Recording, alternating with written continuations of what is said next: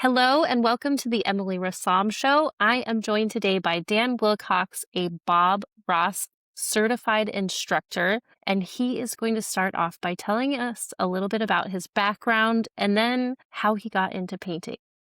For sure. It's a good story. Well, thanks, Emily. I'm excited to be here, and hello to your audience. Wow, where to start? If we're talking professionally speaking, I spent about 22 years in the financial services business. I was always pretty good at sales and just talking to people and enjoyed that sort of thing, but was living in Tennessee and started to listen to a guy you may have heard of named Dave Ramsey on the radio. And just what he talked about made a lot of sense to me.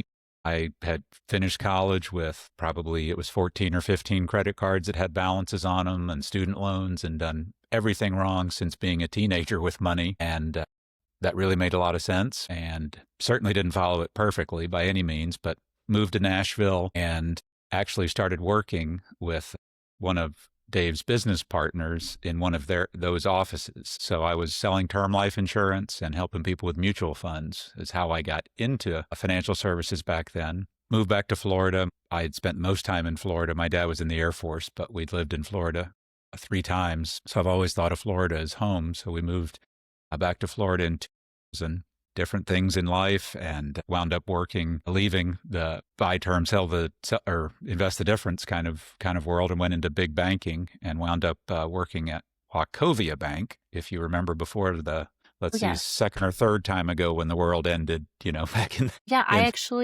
that was my first bank account, Wachovia. Wow, very cool. I still have some of the checks, I think. Well, write them. They're still good, right? No, just kidding. Don't do that. I don't know. Probably not. Yeah, but through Wachovia, left them a short time to go manage for Regions Bank, and quickly returned, had a great relationship with my boss at Wachovia that then became Wells Fargo at that time. Banking changed a lot then, and it really quit being about being able to do what was right for the person across the desk from you, and really just had to try to sell them every product the bank had. And I was like, this is not okay with me. And I found a place inside Wells Fargo to go, and that was into the mortgage arm. So I started working at Wells Fargo Mortgage, helped hundreds of people refinance back during the TARP program and then HARP after that. And I was really good at it. I really enjoyed it. That kind of mortgage math, I don't know why, but I can do it in my head. It's just one of those things. Right. And left the big banking world with mortgage and managed a couple of mortgage offices here in Central Florida, one down near the Villages for a company out of Orlando, and loved working for those guys. But boy, the mortgage business can be tough. I had already brought a drinking problem with me. So adding that to the sales world and just the ups and downs of life, and that, boy, drinking was really a problem for me. And just after COVID and how easy the mortgage business was then, I hated it.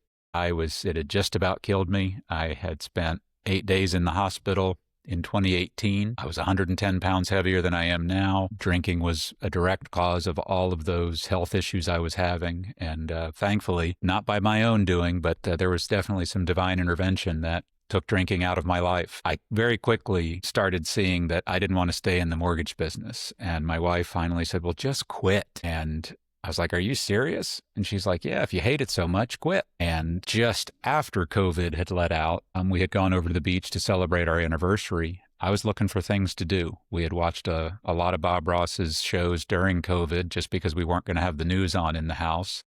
Right. Our 2 boys were used to homeschool anyway. We were doing Florida virtual before COVID started, so that was just kind of a comfortable shift for us. But we just didn't want the bad news and the chaos just in our world, and watched a lot of Bob shows during the pandemic. And then when we had gone over to the beach, I happened to look it up. You can take an art class by somebody who's a certified Bob Ross teacher. I'd never picked up a crayon. I hadn't doodle. I didn't paint. And so July of 2020, I took my first painting class. And when my brush touched that paint and then that to the canvas, I could just feel it. I could feel it inside me like electricity. It felt like the feeling I chased at the bottom of a bottle for so many years, in just filling the hole inside of me. And I absolutely loved it. Came home from that weekend, and I probably ordered $2,000 worth of painting stuff off the internet and the website and all of that. And I just started painting a lot. My first paintings at home were terrible, the ones I did by myself, but I just loved it. I got a couple of Bob's videos. I tried to paint along with him. I wound up taking classes over in New Smyrna Beach from Nick Hankins, who is the current VP of Bob Ross corporately, but a wonderful human being. He is the one who paints on the PBS show Joy of Painting today. Like, he's our modern day version of Bob Ross. And I just love Nick so much and learned so much from him. And I took the week 1 trainer class, and you get invited back to week 2 if you want to keep going. So I completed that training. And so I started teaching in September of 2022 when I completed that certification process. So I completed that. So I get to hold Bob Ross's name up and say, I'm a certified teacher. And that is how that works. So I teach a lot in the villages and here in Ocala. And there's some bad news in part of that story, or certainly my wife and I of 27 and a half years have divorced, unfortunately. And very unexpectedly, June of this past year, our youngest son had a freak medical thing in the middle of the night and has gone home to be with the Lord. And so, my world's been through, that's the worst I've ever been through in the last kind of 2 years of all that unfolding. And my art has certainly helped save my life, I think. I think being sober is a big part of that. And I think where I am in my own personal faith position and walking with my Creator and what I believe to be what I'm supposed to be doing makes today okay. There's hard stuff every day. I don't want to make light of any of that because I see a counselor regularly. I spent an hour with her this morning. I spend a lot of time with people at church for those kind of conversations, but that's kind of how I've gotten to today. So that's an awfully long answer to your question, but I hope I hit the highlights. Okay. Well, now I can ask you some additional questions. For sure. So how do you feel, or how do you use your faith to get through tough times?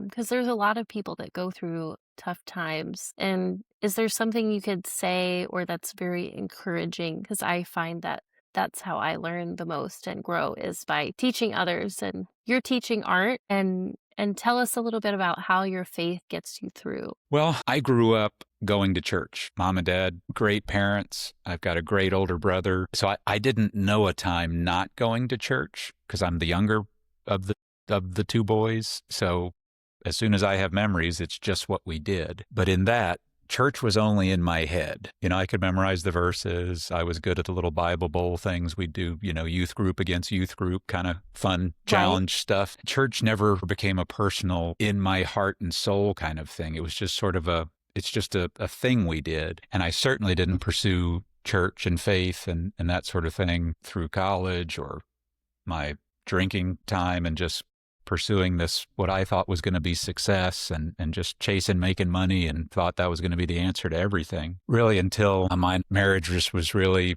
it was never abusive. We didn't scream and yell at each other, but silent treatment and eggshells or almost worse, I think. And that's really, we lived very lonely together life for a few years leading up to the separation and ultimately the divorce. And so I was working with a friend of mine who I used to refer all of our mortgage clients to for insurance, and quickly found out that one of the guys in the office and I live literally 5 minutes apart here in Ocala, and we were both driving almost an hour down to the villages every day.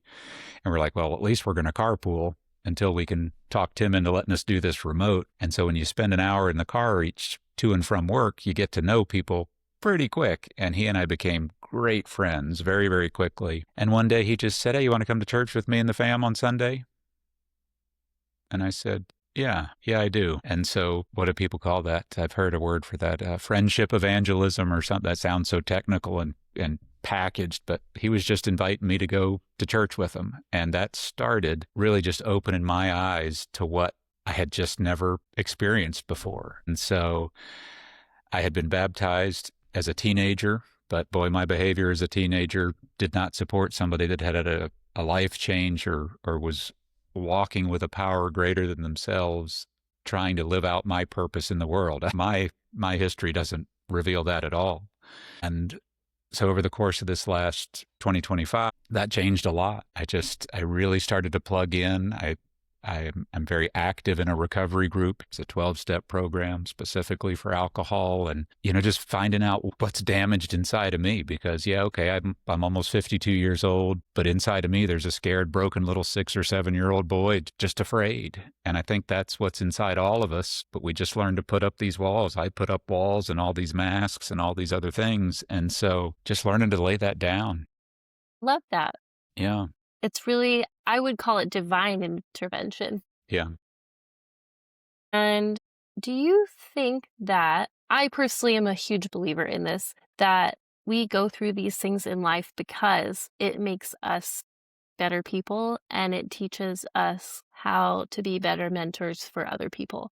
Do you find that that has been the case in your life? 100% yes. I would agree with you. There aren't many things I would absolutely stake everything I know on, but I absolutely believe that. And that's come up in my life over and over again, especially in these last couple of years. The difficult part of that for me is it is the strongest ships that are made for the biggest and roughest seas. They're not made to sit in a safe harbor. And, growing up in a military family, I saw that up close and personal. My dad was a navigator on some incredible planes and was involved in a lot of what our military is doing as we are having this conversation when he was active duty and doing those sorts of things. So I think those hard times are well, it's hard to say it, but they're a gift because it equips me better to help the next person who's suffering the same thing. Along the way, Lori and I did have a miscarriage. Gosh, that's been 17 years ago. And that's one kind of loss, especially she had some health issues, and thankfully those were behind her, and her oncologist and all the other doctors said, hey, other than the obvious, are y'all going to have more kids? So we thought, oh, wow, here comes our second child, our family's growing, and you lose that. That was one kind of losing a child or a family member. But then to lose Andrew last year as a 15-year-old, otherwise healthy, big, strong, 6'2", 250-pound, looked like a football player as he was growing to be one. We don't even have a word for that in our language. If you lose your spouse, you're a widow or a widower. Your parents die. Well, that's what happens. It's sad, but that's just the flow of life. And to be able to, there's not necessarily words that from my own struggles that I often bring, but I can bring a presence and a shoulder and say, yeah, I know this stinks, but I've walked it and I'll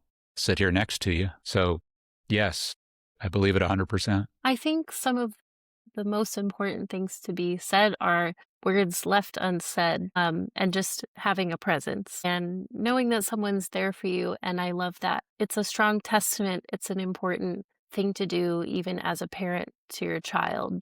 You just be there and don't have all the answers. And it's okay not to have all the answers. I think that's and really important. It's okay to not be okay. Yes.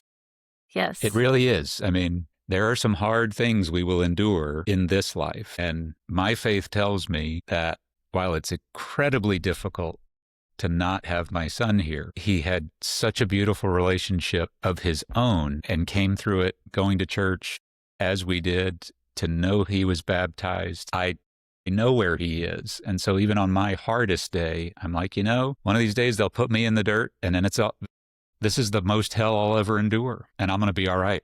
So I love that. And do you feel like painting helps you with that too? Like just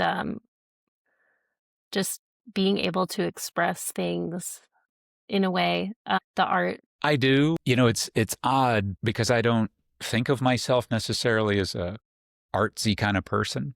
I do like being a little bit wonky, kind of just crazy or dressing a little strange. So that part of an artist I've certainly embraced. But I don't look at a photograph and then go to paint it. I don't really look at, and I really only paint landscapes like Bob did on the TV show. I like to just see what unfolds on the canvas. And I think that's one thing that helps me share it with other people and give them courage and encouragement to do it, is that you can't make a mistake. Even if you don't get the colors the way you want it, put something over it. Paint a tree over it. I mean, just go for it. Just see what happens. Just if the worst thing that could happen is we're going to change it, that's pretty freeing. And so I've actually started to feed my paintings into ChatGPT to get kind of the counselor feedback of AI on what does it see in my paintings, because I share with it my notes from counseling sessions, and I really try to use it as a tool. And it's interesting to see its interpretation of, dealing with grief. And, over this past year, I have had some screaming fits heavenly towards my creator that with words that I'm not proud of and I wouldn't say again. But that's really where I was from a grief standpoint, or just sadness and anger and the things you go through. But to see that move into a place where, okay, I've settled some things. I've found solid footing for myself to stand on and to move forward in, and to be in a better position to help somebody who's going to go through it after me. So, and I like seeing that in my paintings, because it's not necessarily that I think they are improving, as in getting better. I suppose they are. Anything you practice, you're going to get better at. I have more confidence in what I'm trying to share with the student, so it just comes out of me easier, because I'm not worried about what's happening on the canvas. So it's a little hard for me to explain it, but I often am standing at the front of a class, and I like to cap the size at 14 or 18 at the most, because I don't want too big a group.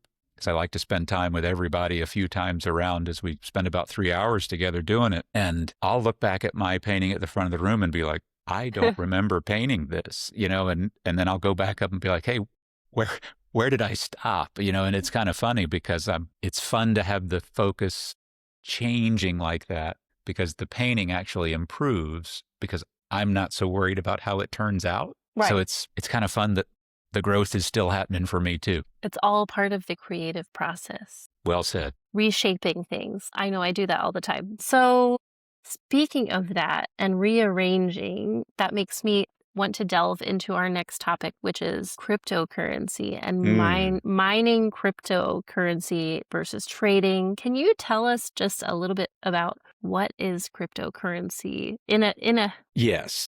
Not so detailed sense, like very narrow field would be great. Absolutely. Crypto is really just a digital form value between two willing participants.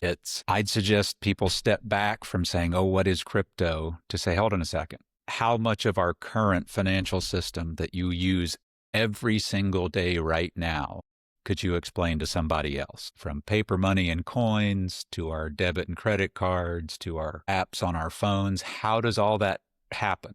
Because my background in banking, a lot of people think if you write me a check for something, that someone at the bank goes to somewhere where your stack of money is kept in the vault and moves some of your dollars over to my account because I cashed or deposited your check. Not even close to how that really works. Well, in the same respect, cryptocurrency is just basically a brand new digital version of currency. There's lots of different ways to participate or get involved with it and use it. So you got to start with just a spoonful at a time. I was in the mortgage business when the transition happened that Bitcoin, certainly the biggest and most well-known crypto these days, became approved by Fannie and Freddie, the two biggest underwriting rule makers for mortgages, said, yes, you can use Bitcoin as a source of funds for down payment, just like anything else. So we'd get 2 months of bank statement or asset statements. If they're going to liquidate it, we document that. It's just a paper trail like anything else. And that was huge. I mean, when it first came out and you'd see it on somebody's statement, you're like, oh gosh, this guy's got that drug dealer money. There's no way we can show this to underwriting. Yeah. And it was so poo-pooed by all the big banking world that I paid it zero attention. And then all of a sudden we could use it. And I was like, Fannie and Freddie don't change the rules like this. This is a big deal. Well, and I still didn't get it. I didn't get Bitcoin at that time. And I've always sort of been interested in it, but I never stuck my toe in the water. And then as crypto came forward, I'm like so many other people, you only hear about it's almost like penny stocks. It's like put $1,000 in here and you're going to make 10 million overnight. Probably not. That's really not how the world works too often. Well, those are polar opposites of the world of crypto. And so I think it's going to be the future of how commerce continues to go. You have young kids. My son is 21. I certainly think in their lifetimes, paper currency and coins go the way of the dodo bird. I mean, can you imagine our kids telling their grandkids, yeah, when I grew up, we used to get paid in paper money. Right. Well, I mean, most places don't take, it's like hard to pay with cash sometimes. Correct. Crypto is going to be the next iteration of that because of its speed, its efficiency. MasterCard and Visa don't like it because they make 3.3% on every swipe. Yes, yes. So it's just a big change. We should all learn something about it because it is going to happen whether we know it or whether we're engaged or not. Do you have to put any money in? Do you have to do it? No, you don't. Just start learning about it. It's not hard to find good information online and just educate yourself. Do I think everybody's going to go start reading financial stuff like that? They're not a lot of geeks. I don't even like reading it that much, and I'm a little bit of a geek. So, Man, I love tax books. I seriously do. I do. There's so much fun. Oh yeah. You probably find the punctuation mistakes and stuff in there. I don't care about those. I'm like, Gotcha. that didn't ruin my day. I have been reviewed many times when I was in school as the worst writer someone has ever seen in their entire life. And I write in the vernacular, so to speak, like just how we talk. I'm not a punctuation geek at all. I leave that for the true professionals. That's another thing when you were talking about cryptocurrency and mortgages. I was thinking about, how if you were to try to show up and obtain a mortgage with mattress cash, it would be just as bad because they don't like to accept cash either. So you're saying Bitcoin is a little bit better than mattress cash nowadays? Oh, for sure. For mortgage? Oh my goodness. I don't know that. I'm not sure that you could get mattress cash into a mortgage transaction these days. I don't think so. I mean, unless you have a history of systematic withdrawals, you're going to paper trail it one way or the other because the government's going to want to know where it comes from. And you can't take mattress cash and go drop all of it in the bank because you're going to have to explain that. So yes. We've had this transition before. We've had this transition before, was my point. Yes, exactly. And we've changed things up. So as far as crypto mining, I'm going to just ask you a couple of questions. Can you tell us what would be trading for crypto versus mining for crypto? Because I saw that you used mining in your description when I was reading. Big difference. You can invest in crypto just like you can invest in anything else. Gold, silver, foreign currency, stocks, mutual funds, name the spectrum. You go to any financial advisor, bank, gosh, you can get them tons of places. That's one way and the market is open 24/7 worldwide. I mean, that you can always trade. So it's a very active place to be. That does not appeal to me even a little bit.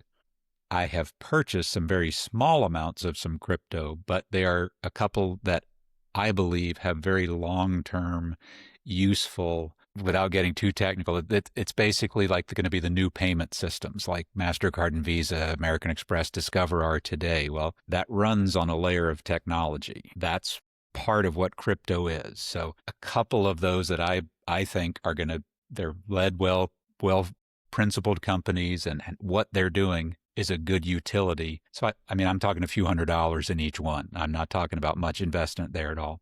That's one end of the spectrum. Mining's the other end. And that's really where I've enjoyed the education that I've done for myself, because if you're involved in the mining piece of it, part of what crypto is at its core, when it is done correctly, it is a counterfeit proof store of value. So what's the number one counterfeited bill in the world today still?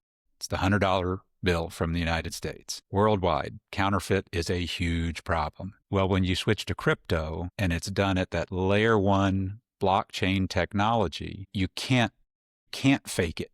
If any of it gets one digit out, it breaks the chain. And so it's honest money. It's a way to trade, move value around the world much faster than wire transfers or tangible gold or whatever the unit of exchange is now. And so if you're on the mining end of that, again, Bitcoin's a great example of this.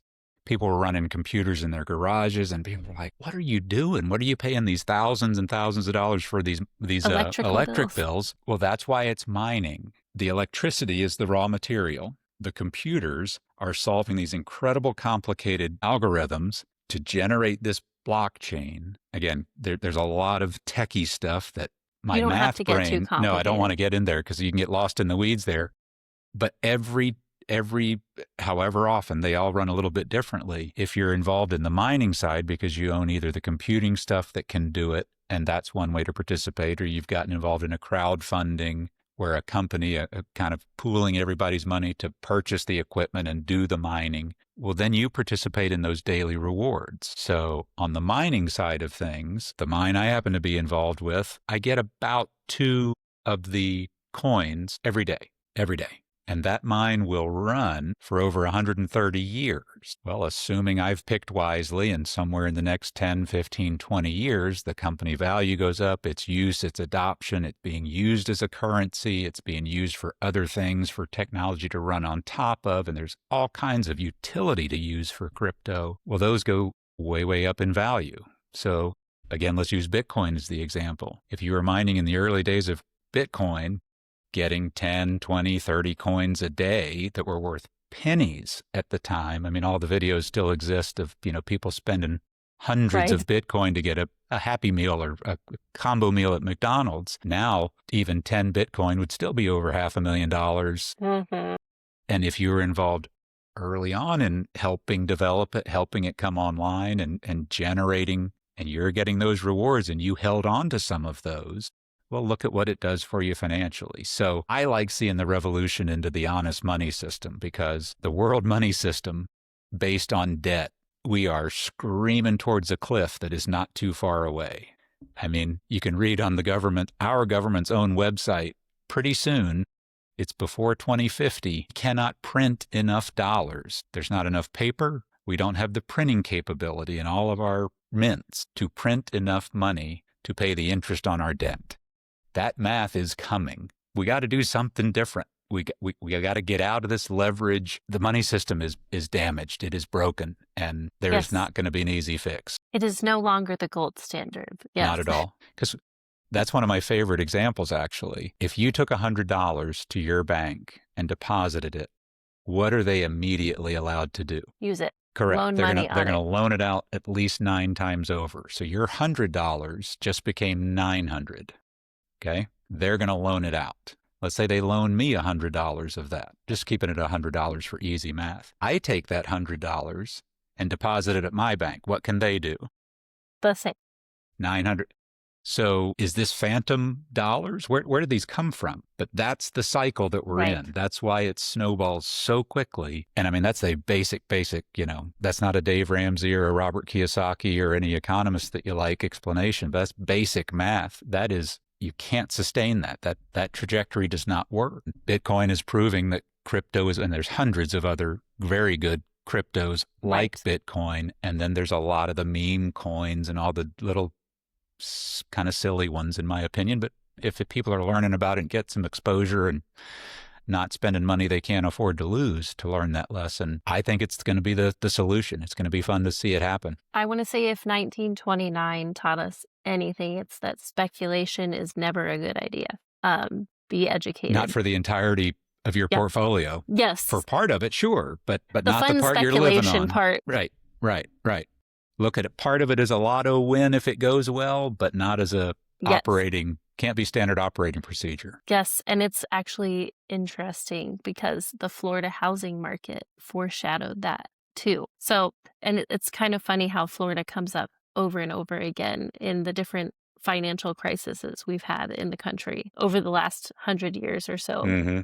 And when you talk about that, historically, I don't know if you know more about this, but back before like the Civil War and things, people used to print their own currencies. And what they would do is then skip town and you would be left with nothing or debt. So it's kind of a little bit about how the finance industry still works. Yeah. And it's just the tool, instead of riding out on a horse. The tools have changed. The tools have just changed, right? The game hasn't, but the game has got to change because it won't work. Yes. And so do you have any platforms that you like to use when you're learning about cryptocurrency that you would like to share, like a big name one or etc. I'm not going to say like specific companies. Yeah, no, I'd rather you not do work that with, either. Google or Yes, I would start with Google. YouTube. I prefer AI at this point. I happen to like and have gotten a little bit of comfort using ChatGPT. I'm not saying that's the only one, so that is not a plug for ChatGPT by any means. And but asking, start with the basics and help me understand what crypto mining is, for example. You'll get a wonderful synopsis and resources to go then explore. That's about as much instruction as I want to give people because it is such a new category. There's no short answer. There isn't. It took me years to get good and understand the financial stuff I did for people at the bank. I didn't walk into that position and have the lending authority that I did or be able to do the investing I could do for people. And I was terrified to do it. Until I learned it and I got some experience, and then I could have a relationship with the client sitting across my desk and do what was right for them and lay out this plan and say, from my view, from our conversations, this is what I think you should do, and here's why. Well, you do that correctly for people, and then a couple of years into those kind of relationships, they call you and they don't come to the office anymore, and they say, "Hey, I'm thinking about this," and you're like, "No way! Don't you dare do that!" It's time, it's relationship, it's education, it's got to let it soak in. Well, I think that's investing 101. There's always more to learn. One of my favorite Dave Ramsey-isms is, if you can't explain it, you don't put your money in it. I like that too. I think he paraphrased that from, who was it? King Solomon, probably. Sounds pretty smart. No, I want to say it might have been Einstein. If you can't explain it to a 5-year-old or something, then you don't know it well enough. Something of that nature. Good. That's good. We got you, Dave. Just kidding. And I do really like Dave Ramsey's advice too with debt. That's one thing that we experience a lot. I'm just curious because I like to ask a lot about student loan debt, experience that as being a major deterrent from getting a mortgage loan for people a lot of times, because you have that debt and then a lot of people with credit card debt. Is there any sage advice you would like to offer someone who maybe is not quite in college or their parent to say, maybe think of this and take a look at this before you or while you are making your plans? I would love to. I'd like to say it with a bit of a warning because I don't want to hurt anybody's feelings that may be listening to this, because I'm probably going to step on some people's toes with this, but I don't mind doing it because student loans stupidly taken out by me in school behind my parents' back to use to party and go on great spring break trips and pay my credit card bills, not for school. My parents paid for school. It took 17 years after school to pay those off. So I have been through this ringer. So my first piece of advice is college is not for everyone. I totally agree with that. It is not a right unless you have a true, real, known passion in your heart. Get some work experience. Join the Peace Corps. Join the military. Go spend 4 years in the military. You come out with a GI Bill. They'll pay for your school. Get some life experience. I certainly didn't know as a 17-year-old what I wanted to do or be. I'm probably one that shouldn't have gone to college. I was a great student in high school. I mean, I kind of downplay it, but I didn't even have to study, and I was top 10% of my class, and I went to a big high school. Put in a little effort here and there and went to a few honors classes. I did well on the SAT and ACT, aced the ASVAB. I mean, but I didn't want to go to school. Insight, I wish I'd have gone to work with my buddy and his dad who had a tree business. I was a swimmer in high school. I was big and strong. Man, that would have been a great time to be a young man building a business instead of digging myself a financial pit that was going to take 15, 20 years to swim out of. So that's my first thing. College is not a right, and everybody doesn't need to go. The second thing is, if you're not paying for it, you can't afford it. Don't go. There's a cheaper option to do it online at a 2-year school first. Nobody ever cared other than sports where I got my degree from. Ever. Right. Never. Not once did it do that. Now, are there some degrees I think that are more important? Yeah, sure. Those are few. There's not a lot of those. There's nothing wrong with a student working. How many hours in a week? 68? How many classes you taken?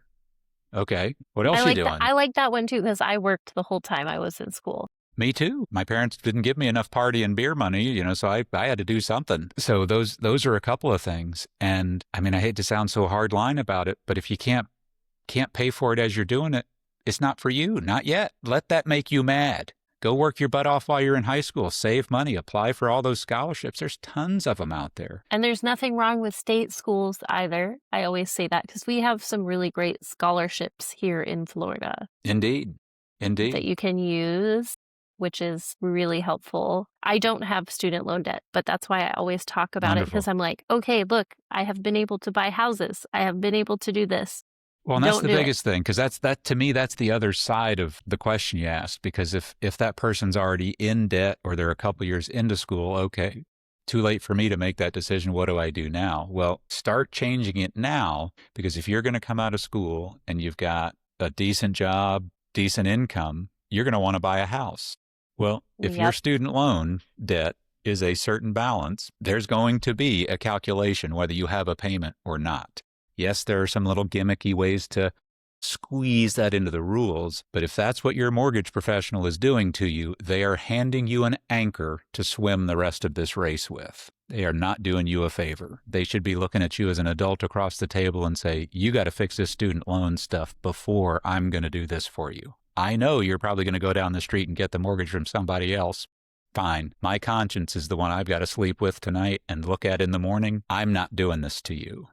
Because if you've got a deferred student loan payment of $1,000 a month, and kids, young folks these days, we've trained them to have a short attention span. They see their parents and their grandparents living in this house that's so beautiful, but they didn't see what the grandparents did to get to that house. Right. They scrimped and worked their butts off. They bought a tiny little shoebox of a house and started their family there and built a little bit of equity and sold it and moved on.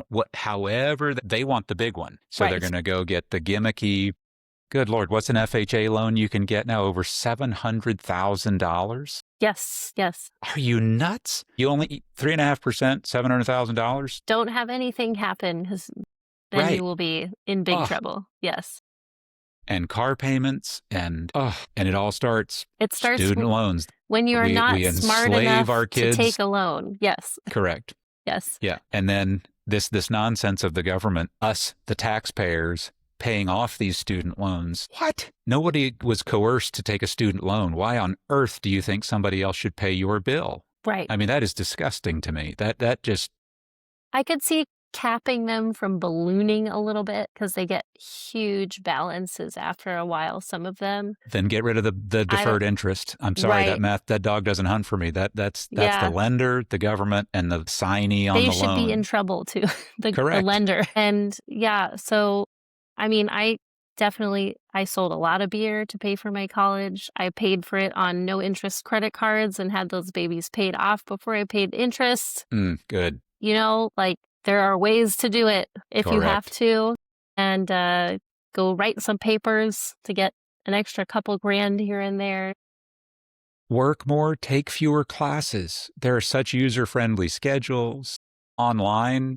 My goodness. And I will say I went back to school later in life, close to 30, and I felt I got a better experience on my education. And also I didn't pay for it, which is great, you know? So those are things you can think of. My oldest son's a great example. I tell all of the parents that, please educate your children on this. Your older son, what did he do? Well, he was a virtual student since 8th grade. He wanted to try it. We talked about it all the way, and he's 21 now. So in 8th grade, it was a good test, because he was like, well, if we wanted to go back to school, high school is a great start at 9th grade. And he grew up a soccer player, and he was really very, very good, a good soccer player. And as a junior in high school, still being a Florida virtual student, so he did school at home, but you're allowed to participate in athletics. So he played 4 years of varsity soccer as a freshman all the way through. And one day after soccer practice, his junior year, he's walking to his car, was my mom and dad's old Honda Accord, paid for, gifted to him. That's what he drove. So he wasn't walking to a fancy car. Walked past football practice.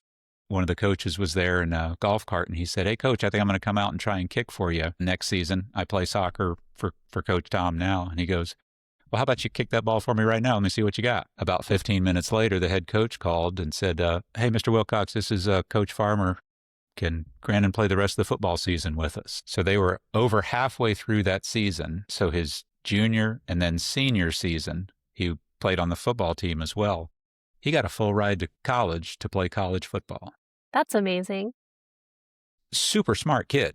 Classroom stuff didn't appeal to him. He really wasn't interested in leaving town to go to school. So just being good at athletics and stepping out into something he wanted to do the math. He went from here in Florida to a school in Virginia. He's transferred, and through our life tragedies, he's currently using his red shirt. So his school's been interrupted. A school in Virginia, it would have cost us about $30,000 a year to send him there. Mm-hmm. That's a $120,000 check handed to him to go to school there. That's another way to do it without student loans. Yes. He has no debt. He works. He's had a part-time job since he was in high school. I mean, he's working his butt off right now. I mean, just don't take the easy way. That's just, man. It always comes back and bites you. It is. Ain't no free ride. That is so true. It'll kick you to the curb every time. Quickly. Especially when you don't want it to. I love that advice and I love that story. It's a great testament to encourage all of us parents to be a little creative when it comes to education for our older kids because, there's so many jobs out there and a lot of them will pay for your education. If it's a trade type job, those pay really well. And we're going to be needing a lot of people in the sectors for energy production pretty soon if we're going to keep doing more AI things and et cetera. It's only going to keep growing. One of my favorite things I saw happening before I left the mortgage world was how much in the healthcare world, as part of a retaining good employees package, they will pay for additional schooling. Mm-hmm. So I had several young couples that were each some type of nurse or another. And forgive me, I do not know all the initials, and there's so many specialized things that that can apply. But one of my favorites was this couple. They'd met being travel nurses, so they were making good money. They didn't have any bills on the road working for hospitals like that. They met. They wanted to find a location, start their family, and that sort of thing. Didn't have kids yet. They both got, I don't remember, there was 2 degrees. I don't know if master, and then whatever it was, they were making probably, I think it was 85 or 90,000 each when they took positions at the local place. They finished those programs. Each of them were then making over 200. Mm-hmm. Well, I don't know about you, but no debt, smart head on your shoulders, and your household making $500,000 a year. That's a pretty cool place to start adding other investments in real estate or grow your family if you're going to have children. At that kind of income, the whole world is different. I mean, you're top 1% of the world income. Mm-hmm. And guess how much they paid for it? They worked their butts off on the first track that we've described. No debt, and then got the employer to pay for their next bump up. Mm-hmm. I mean, well done, well done. That's what should be that should be the recruiting poster, not just sign here and free money forever. Come on. Yes. Well, yes. And then they make you fill out the federal student financial aid form, whether or not you're using it. And it pops up and they're like, free money. It's not free. Mm-mm. So that was some really great advice. I love that. I'm a big supporter of entrepreneurship too. Like I think it's fun. It's really adventurous in a way, not when it goes south, because that does happen. It's those falls, though, that make the best lessons, unfortunately. But darn it, you learn a lot. You learn a lot, and it hurts, and you keep going anyway. And I think that's a good theme for our whole conversation. You fall, it hurts, and you keep going anyway. I want to thank you so much for joining me today. It has been a pleasure getting to know you and learning about Bob Ross and having a highlight into cryptocurrency and student loan debt strategies. And I like to ask at the end of my show, is there anything that you are really passionate about that you would share to parents who have like younger kids at home that would just be a really great motivator for them, or a strategy that you used, or something heartfelt? It's a powerful, powerful question. I think I could just boil it down to this: is whatever your circumstance is, when those days come that are just heavier than you think you can bear, or it's just, going, crazy. You're not alone. None of us are. None of us have all the answers. Some of us have ridden around the sun a few more times, so we've fallen and bumped our heads a few more times, so we may be aware of some pitfalls. But if you're not plugged into a civic organization or a faith-based organization or have some kind of connection like that, find one. Of course, I would recommend a local church. I think that's a wise place to start. I understand that doesn't appeal to everybody, but we need each other. We need that connection, especially on those days where you just need somebody to sit with you. You just need somebody that can say, I hear you. Mm-hmm. I may not be able to fix it, but I'll walk through it with you. And, I think that could apply to any situation, whether it's craziness with young kids in a young chaotic household and the stress of bills and all the moving logistics and the sports and the dance and the music and the school. I get it. Right. I've lived it. I made a lot of mistakes during it. You're just not alone. You can reach out. You'd be shocked at who'd be willing to help you if you just ask. That's so true. I think that's an important thing. Just ask. Yes, you may get a couple of, or we'll schedule this some other time, but you'll get a lot of yeses too. Absolutely. So sell yourself on that. It's a sales technique. Go for the no. Ask a lot of people. Someone will be there for you.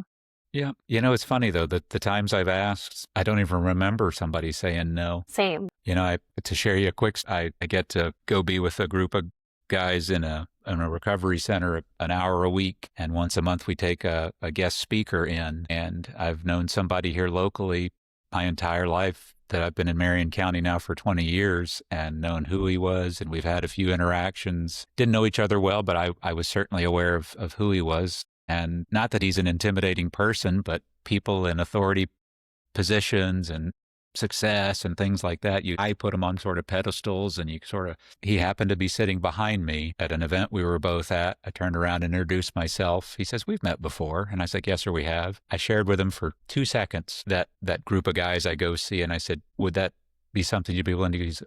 He just says, I'd love to. He hands me his cell phone and says, put your info in there so I'll know it's you when you text me. I texted him, gave him the date. He said, yes, it was the best meeting we've had for those guys. That's wonderful. And all I did was ask him. And he, such a gracious and wonderful human being. I got to know him a lot better through that. And it's just because I asked him. And he loved doing it. And he thanked me for asking him. And I was terrified to ask him. So it's like, Dan, that issue was with me. That had nothing to do with him. That was me. Just ask. I know what that's like because I called you up out of the blue and didn't know you. That's right. And I do that frequently. Just I find people and I feel like, I don't know, led to them, and it has worked out. A lot of times, all the interviews I've done have been just awesome and with awesome people. And it has been such a pleasure speaking with you. I've loved doing it. I'm so glad we've connected. Yes, I'm very grateful. And thank you for joining me.